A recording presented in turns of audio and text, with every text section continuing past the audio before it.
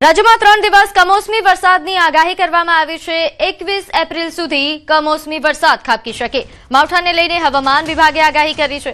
આજે ભાવનગર, અમરેલીમાં માવઠું પડી શકે છે, સાથે મહીસાગર, દાહોદ, છોટાઉદેપુરમાં પણ વરસાદની શક્યતા વ્યક્ત કરવામાં આવી છે। આ ઉપરાંત કાલની જો વાત કરીએ તો કાલે તાપી, ડાંગ, ભાવનગર અને અમરેલીમાં આગાહી છે। આ ઉપરાંત 21 એપ્રિલના રોજ ભાવનગર, અમરેલી, ભરૂચ અને સુરતમાં વરસાદની આગાહી છે। અમદાવાદમાં મહત્તમ તાપમાન 42 ડિગ્રી રહેવાની શક્યતા।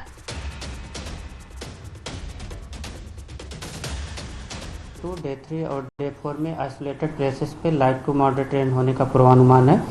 और जो डिस्ट्रिक्ट है जहां पर आइसोलेटेड प्लेसेस पे लाइट टू मॉडरेट रेन होने का पूर्वानुमान है वो डिस्ट्रिक्ट है डे 2 के लिए अमरेली, भावनगर, छोटा उदयपुर, दाहोद और महीसागर डिस्ट्रिक्ट शामिल है। और डे 3 की बात करेंगे तो डे 3 के लिए तापी, डांग और साथ में ही अमरेली, भावनगर डिस्ट्रिक्ट शामिल है। और डे 4 के लिए हम बात करेंगे तो आइसोलेटेड प्लेसेस पे लाइट टू मॉडरेट रेन होने का पूर्वानुमान है। और जो डिस्ट्रिक्ट है जहां पे लाइट टू मॉडरेट रेन होने का पूर्वानुमान है वो डिस्ट्रिक्ट है अमरेली, भावनगर, सूरत और तो हवामान निष्णात अंबालाल पटेल द्वारा मोटी आगाही करवामां आवी। आवतीकालथी 21મી સુધી વરસાદ થવાની શક્યતા, પ્રી મોન્સૂન એક્ટિવિટી થશે અને ગરમીથી રાહત મળશે। પવનની ગતિ પણ 40 થી 50 કિલોમીટર પ્રતિ કલાક રહેવાની શક્યતા, સાથે મહત્તમ તાપમાન 40 ડિગ્રી રહી શકે છે। હમણાં તારીખ 19 ને 21માં વરસાદ થવાની શક્યતા છે। પ્રી મોન્સૂન એક્ટિવ થશે અને આ પ્રી મોન્સૂન એક્ટિવિટીના કારણે રાજ્યના કેટલાક ભાગમાં ગરમીમાંથી રાહત મળવાની શક્યતા રહેશે। ખાસ કરીને આ પ્રી મોન્સૂન એક્ટિવિટી માં પવનની ગતિ વધારે છે। કોઈ ભાગમાં પવનની ગતિ 40 કિલોમીટર તો કોઈ ભાગમાં 50 કિલોમીટર રહેવાની શક્યતા રહેશે। ખાસ કરીને વિદર્ભના નીચેના ભાગોમાં પવનની ગતિ વધારે રહેવાની શક્યતા રહેશે અને લગભગ મહત્તમ ઉષ્ણતામાન કોઈ ભાગમાં 40 ડિગ્રી સેલ્સિયસ તો કોઈ ભાગમાં 8 ડિગ્રી સેલ્સિયસ થઈ જવાની શક્યતા રહેશે। તો દક્ષિણ સૌરાષ્ટ્ર, દક્ષિણ ગુજરાત, મધ્ય અને ઉત્તર ગુજરાતમાં પ્રી મોન્સૂન એક્ટિવિટીનો વરસાદ થઈ શકે, વાદળવાયુ પણ આવવાની શક્યતા રહેશે। કેટલાક દક્ષિણ સૌરાષ્ટ્રના ભાગો, બોટાદના ભાગો અને લગભગ મહીસાગરના ભાગો, ભરૂચના ભાગો, દક્ષિણ ગુજરાતના કેટલાક ભાગો અને ત્યારબાદ ઉત્તર ગુજરાતના ભાગોમાં પ્રી મોન્સૂન એક્ટિવિટીનો વરસાદ થવાની શક્યતા રહેશે। ખાસ કરીને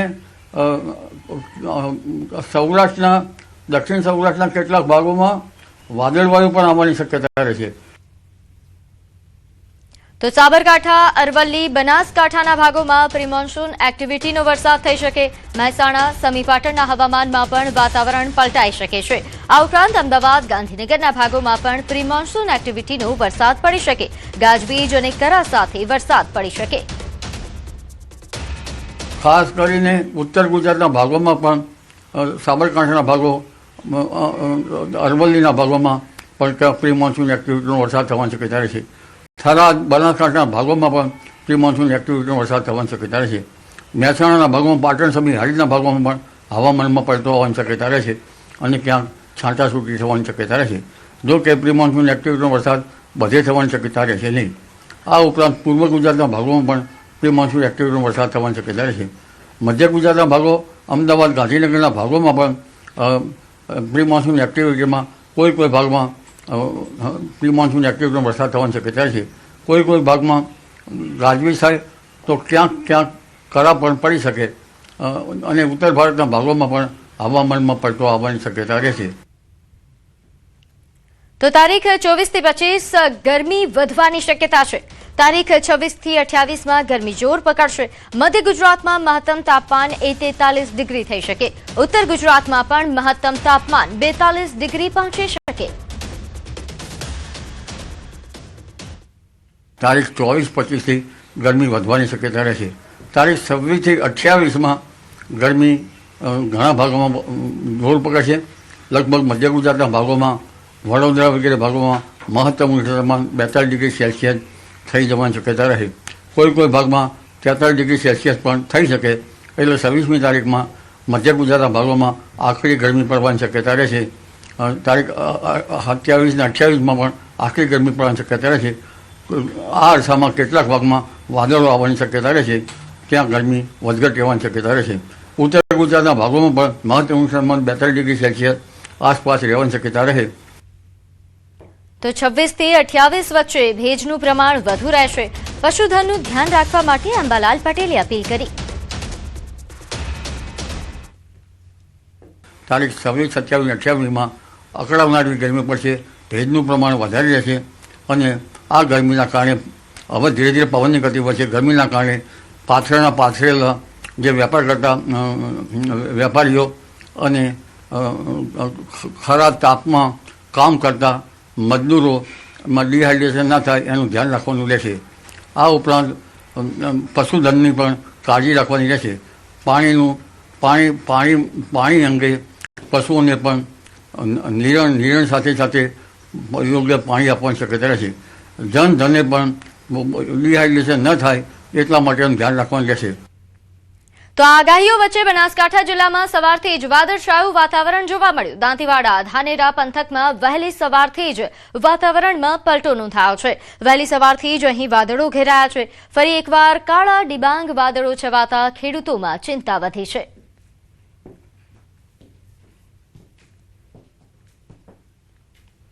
તો હવે વાત વતનની વાટ.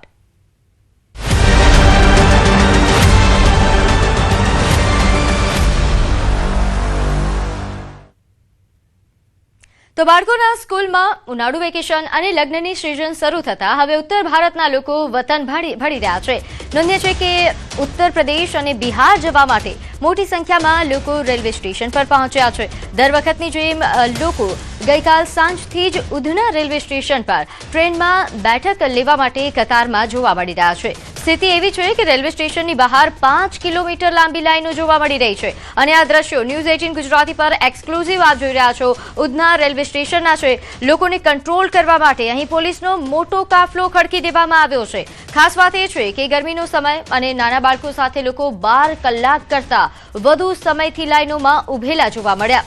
અસહ્ય ગરમી અને લાંબા સમયથી લાઈનમાં ઉભા રહેવાને લઈને એક વ્યક્તિ બેભાન થયા હોવાની ઘટના પણ સામે આવી છે.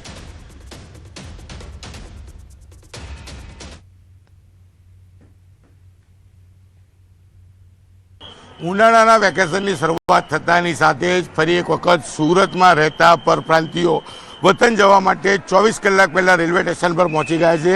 દ્રશ્ય જોઈ શકાય છે સુરતનું ઉધના સ્ટેશન કે જ્યાં વર્ષોથી ઉત્તર પ્રદેશ અને બિહાર જતા લોકો માટે સૌથી મોટી મુશ્કેલી સર્જતા હોય છે. ત્યારે આ વખતે બાળકોની સંખ્યા વધારે છે કારણ કે સ્કૂલોમાં રજા પડવાની સાથે જ બાળકો મોટી સંખ્યામાં પરિવાર સાથે વતન જવા નીકળ્યા છે. મોડી રાતથી લોકોએ લાઈન લગાવી છે. કહી શકાય કે રેલવે સ્ટેશનની બંને બાજુ જુઓ, એક બાજુના દ્રશ્ય છે કે પોલીસે કંટ્રોલ કરવા પડી રહ્યા છે લોકોને કારણ કે ટ્રેનની સંખ્યા ઓછી છે અને લોકોની સંખ્યા વધી છે. ત્યારે આ બાજુ કહી શકાય કે 3 કિલોમીટર કરતાં લાંબી લાઈનો પણ જોવા મળતી હોય છે. જોકે લોકો દ્વારા તંત્રને અનેક વખત અપીલ કરવામાં આવી છે કે વેકેશન હોય, હોલિડે હોય તો સ્પેશિયલ ટ્રેનો ઉપાડવાની જરૂર છે, પણ તંત્રના બેરા કાને વાત પતતી નથી. પરિણામે લોકોને આ મુશ્કેલી સર્જવી પડતી છે. વતન જવું હોય તો કહી શકાય લોકોને કલાકો પહેલાં કહી શકાય 24 કલાક પહેલાં લાઈન લગાવવી પડે છે. ત્યારે હું કેમેરામેનને કહીશ કે દ્રશ્ય બતાવશે. ઘણા લોકો બાળકો સાથે પહોંચી રહ્યા છે. ત્યારે ચોક્કસ નાના બાળકો સાથે વતન જઈ રહ્યા છે કારણ કે એક બાજુ લગ્નની સિઝન, બીજી બાજુ ઉનાળામાં બાળકોની સ્કૂલનું વેકેશન થતાની સાથે દ્રશ્ય જોઈ શકાય છે. વેઇટિંગ એરિયા બનાવવામાં આવ્યો છે. વેઇટિંગ એરિયા ફૂલ છે, ત્યારબાદ ગ્રાઉન્ડ ફૂલ છે અને 3 થી 5 કિલોમીટર લાંબી લાઈનો છે. એટલે કે તંત્ર કયા પ્રકારની કામગીરી કરે છે ચોક્કસપણે જોવાલાયક છે. એ ઘણા બધા નાના બાળકો સાથે પહોંચી રહ્યા છે. આપણે એમની સાથે વાત કરીશું. બચ્ચે કિસકે સાથ હે? मेरे साथ कहाँ जा रहे हो? छपरा जाना है. टिकट नहीं मिला था? मिला है टिकट, लिए टिकट है काउंटर से. इस तरह से बच्चों को लेके जाओगे, मुश्किल नहीं है? मुश्किल तो आई है सर, मगर जाना जरूरी है. क्यों? छुट्टी हो गई? नहीं, अपने को छुट्टी नहीं हुई, अपने शादी है उसकी वजह से जाना पड़ता है. बच्चों को स्कूल में छुट्टी हो गई? हाँ, बच्चे की स्कूल में छुट्टी हो गई. બિલકુલ આ નજારો અહીંયા નથી પણ પાછળ બી જોવા મળશે કારણ કે જ્યાં જુઓ ત્યાં નાના બાળકો સાથે પરિવાર નીકળ્યા છે. દ્રશ્ય જોઈ શકાય છે કે લોકો કેટલી મોટી સંખ્યામાં પહોંચ્યા છે. ટ્રેનોની સંખ્યા ઓછી છે, પબ્લિક વધારે છે અને આ નજારો આમ તો 365 દિવસ જોવા મળતો હોય છે, પણ આજથી જ્યારે ઉનાળામાં વેકેશનની શરૂઆત થાય છે ત્યારે ચોક્કસપણે આ પ્રકારના નજારા જોવા મળે છે. અન્ય એક મહિલા છે, उनसे बेन जी क्या नाम है आपका? नेहा गुप्ता। बच्चों को लेकर कहाँ जा रहे हो? जा रही हूँ गाँव। क्यों? वो शादी पड़ा है। शादी है? बच्चों की स्कूल में छुट्टी हो गई? हाँ, छुट्टी हो गया है।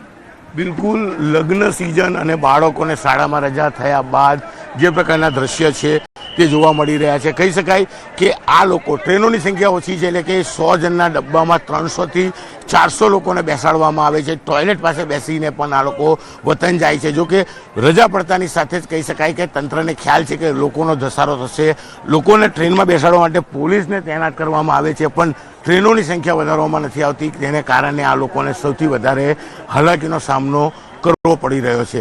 આ દ્રશ્ય 365 દિવસ હોય છે, પણ કહી શકાય છઠ પૂજા હોય, દિવાળી હોય કે ઉનાળુ વેકેશન હોય, આ પ્રકારના નજારા જોવા મળતા હોય છે. અને કદાચ રેગ્યુલર કરતાં અત્યારે 4 ગણી પબ્લિક છે અને આ લોકોને કંટ્રોલ કરવા પોલીસનો મોટો કાફલો ઉતારવામાં આવ્યો છે. કેમેરામેન જીગર ગૂગલ સાથે કીર્તેશ પટેલ, ન્યૂઝ 18 ગુજરાતી, સુરત. ને કંટ્રોલ કરવા પોલીસની અને વગર ટિકિટ આવતા લોકોને પકડવા માટે ટીસીની મોટી ફોજ સ્ટેશન પર ઉતરી આવી છે. સ્થિતિ એવી છે કે 100 લોકોની કેપેસિટીવાળા ડબ્બામાં 500 લોકોને બેસાડવામાં આવે છે. ક્યાંક સુવાની જગ્યા પર તો ક્યાંક ટોયલેટ પાસે બેસીને લોકો વતન જવા મજબૂર બન્યા છે. લોકો લાંબા સમયથી બુકિંગ કરતા હોય છે, પરંતુ ટિકિટ ન મળતા ઓપન ટિકિટ લઈને ટ્રેનમાં બેસવા માટે લોકો 12 કલાક પહેલા લાઇનમાં લાગી જાય છે. ઉત્તર પ્રદેશ ને બિહારના લોકો એ સુરતમાં 20 લાખ કરતા પણ વધુ લોકો સુરતમાં સ્થાયી થઈ ગયા છે, અહીં વસવાટ કરે છે. ઉનાળાના વેકેશન અને લગ્ન સિઝન હોવાને લઈને સુરતમાં રહેતા પરપ્રાંતિયો વતન તરફ નીકળી રહ્યા છે. સ્ટેશનની બહારના દ્રશ્ય જોયા, 5 કિલોમીટર લાંબી લાઈન 24 કલાક પહેલાંથી લાગી છે. એક ટ્રેન સ્ટેશન પર પહોંચી છે અને લોકોને ટ્રેનમાં બેસાડવામાં આવે છે. ટ્રેનમાં બેસાડ્યા બાદ બી પબ્લિક માતી નથી. ત્યારે દ્રશ્ય અંદરના બતાવવા માંગીશ કે 100 જણની કેપેસિટીમાં કેવી રીતે લોકોને ભરવામાં આવે છે. કહી શકાય સ્પેશિયલ હોલિડે રજા હોતી હોય છે ત્યારે ટ્રેનોની વ્યવસ્થા કરવાની હોય છે, પણ ટ્રેનોની વ્યવસ્થા થતી નથી. પરિણામે જોઈ શકાય છે કે લોકો ક્યાં આગળ બેસીને જતા હોય છે, કારણ કે ખબર છે તંત્રને કે ઉનાળુ રજા અને લગ્ન સિઝન હોવાથી લોકો, પરપ્રાંતના લોકો પોતાના વતન તરફ નીકળશે. અને જે પ્રકારે દર વખતે આ દ્રશ્ય જોવા મળતા હોય છે ત્યારે કહી શકાય કે એડવાન્સ ટ્રેનો અને એડવાન્સ બુકિંગ લોકોને આપે તો આ તકલીફ ના થાય, પણ તંત્રના બેરા કારણે વાત નથી પહોંચતી. અને આ પ્રકારના નજારા સુરતના ઉધના સ્ટેશને જોવા મળે છે. હું કેમેરામેનને કહીશ કે થોડા અંદરના દ્રશ્યો બતાવવાનો પ્રયાસ કરશે કે લોકો કઈ હાલતમાં અહીંથી 36 થી 48 કલાક થઈ ઉત્તર પ્રદેશ અને બિહાર જતા છે. કારણ કે ઉત્તર પ્રદેશ અને બિહારમાં રહેતા લોકોનો સૌથી મોટો સમૂહ સુરતમાં છે. 20 લાખ કરતાં વધુ લોકો અહીંયા રહે છે. અને જે પ્રકારે અહીંથી લોકો વતન દિવાળી હોય, છઠ પૂજા હોય કે પછી ઉનાળાનું વેકેશન હોય જતા હોય છે, ત્યારે આ જ પ્રકારે ટ્રેનમાં બેસવા માટે 48 કલાક 24 કલાક પહેલાં લાઇનમાં લાગવું પડે છે. નંબર લાગે તો ટ્રેનમાં ચડે છે, નહીં તો બીજે દિવસે ફરી લાઇનમાં લાગતા હોય છે. લોકો જે રીતે જતા છે, ભાઈ બેઠા છે આપણે એમની સાથે. ભૈया क्या नाम है आपका? मेरा वरुण कुमार नाम है। वरुण भाई कितने बजे से आके बैठे थे तो स्टेशन? सुबह क्या 4 बजे आया हूँ सर। फिर कितना घंटा लाइन में खड़े रहे? 2 घंटे लाइन में सर। हर बार गाँव जाना होता तो इस तरह ही ऐसे ही जाते हैं हम लोग को, कोई सुविधा नहीं मिलता है। ऐसे ही भीड़ में पूरा क्या बोलते हैं, पुलिस वाले भी सपोर्ट नहीं करते हैं, सारा मारते भी हैं सब। ये कितने आदमी का डब्बा है, कितने आदमी भरे हैं? इसमें तो सीट तो बहुत, इसमें तो 500 से 600 आदमी भरे हुए हैं एक डब्बे में। બિલકુલ હું ઉપરનો નજારો બતાવવા માંગીશ કે જ્યાં આગળ સુવાની જગ્યા છે ત્યાં આગળ પણ લોકોને બેસાડવામાં આવે છે. અને વગર ટિકિટ આવતા હોય તે લોકોને પકડવા માટે અહીંયા ટીમો તૈનાત કરવામાં આવી છે. કદાચ આ જ તંત્ર જો કામગીરી કરે તો આવા લોકોને ટ્રેનમાં બેસી પોતાના વતન જવું પડે. 24 કલાક પહેલાં લાઈનો ના લાગે, કારણ કે લાઈન લાગે ને ભાગદોડનામાં તેના માટે પોલીસ તૈનાત કરવામાં આવી છે. લોકોને ટ્રેન સુધી બેસાડવામાં આવે છે. ટ્રેનોની સંખ્યા ઓછી છે, પણ જો વગર ટિકિટ આવે એમને પકડવા ટીમ છે. પોલીસ આવીને પરમિશનની વાત કરે છે. ભાઈ કામગીરી કરી હોય તો આ દિવસ જોવાના ના આવે. આવા નજારા ન્યૂઝ 18 ગુજરાતીએ અનેક વખત દેખાડ્યા છે, પણ તંત્ર સુધરવાનું નામ નથી લેતી. કેમેરામેન જીગર ગૂગલ સાથે કીર્તેશ પટેલ, ન્યૂઝ 18 ગુજરાતી, સુરત. તો આ તરફ ભીડને જોતા વેસ્ટર્ન રેલવે પણ વ્યવસ્થા કરી છે, જેમાં અત્યાર સુધીમાં 4 ટ્રેનોને રવાના કરી દેવાઈ છે. અને દ્રશ્ય જોઈ શકાય છે કે બહાર ઉભેલી ભીડ હવે બેકાબુ થઈ છે.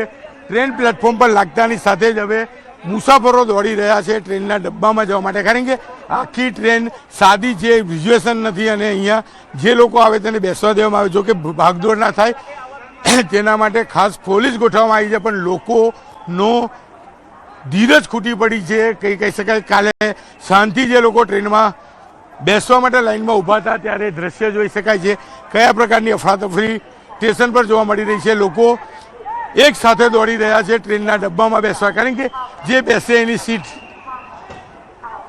દ્રશ્ય કહી જાય છે કે જે પ્રકારની સ્થિતિ છે તમે જોઈ શકાય છે કે પ્લેટફોર્મ પરથી ધીરે ધીરે આવીને ટ્રેનમાં બેસાડવા માટે પોલીસ ઊભી છે, પણ લોકો સમજવા જ તૈયાર નથી, કારણ કે આ માત્ર છેલ્લી ટ્રેન છે. આવતીકાલ સવાર સુધી કોઈ ટ્રેન નથી.